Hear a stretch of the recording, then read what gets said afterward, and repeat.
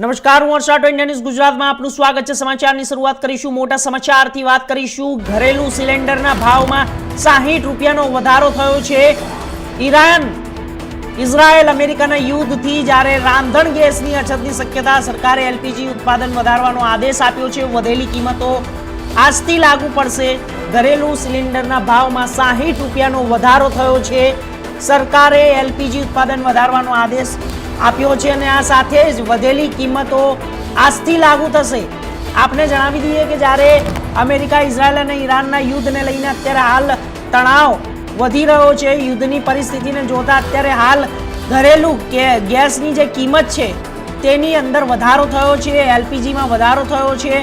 આ સાથે જ ઘરેલું સિલિન્ડરના ભાવમાં 60 રૂપિયાનો વધારો, એલપીજી ઉત્પાદન વધારવાનો આદેશ પણ અપાયો છે। સરકારે કહ્યું છે કે એલપીજીનું ઉત્પાદન પણ વધશે અને વધેલી કિંમતો આજથી લાગુ પડશે।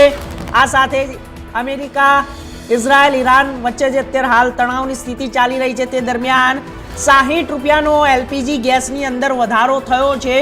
ગૃહિણીઓનું બજેટ પણ ખોરવાશે।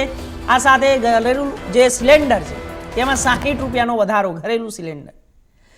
તો આપને જણાવી દઈએ કે ઈરાન યુદ્ધથી રાંધણ ગેસની અછતની શક્યતાઓ સેવાઈ રહી છે, પરંતુ અત્યારે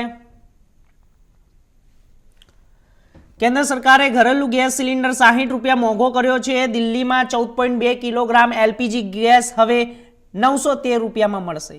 પહેલા તે 853 રૂપિયાનો હતો, જ્યારે 19 કિલોગ્રામના કોમર્શિયલ ગેસ સિલિન્ડરમાં 115 રૂપિયાનો વધારો કરવામાં આવ્યો છે, તો તે સાથે જ 1883 રૂપિયામાં મળશે। તો હવે વધેલી કિંમતોમાં આજથી લાગુ પડશે। સરકારે ગેસના ભાવમાં વધારો એવા સમય કર્યો છે જ્યારે અમેરિકા, ઇઝરાયલ અને ઈરાન યુદ્ધને કારણે દેશમાં ગેસની અછતની સંભાવના વ્યક્ત કરવામાં આવી છે। આ સ્થિતિને જોતા જ સરકારે ઇમરજન્સી પાવરનો ઉપયોગ કરીને દેશની તમામ ઓઇલ રિફાઇનરી કંપનીઓને એલપીજી ઉત્પાદન કરવાનો આદેશ આપી દીધો છે।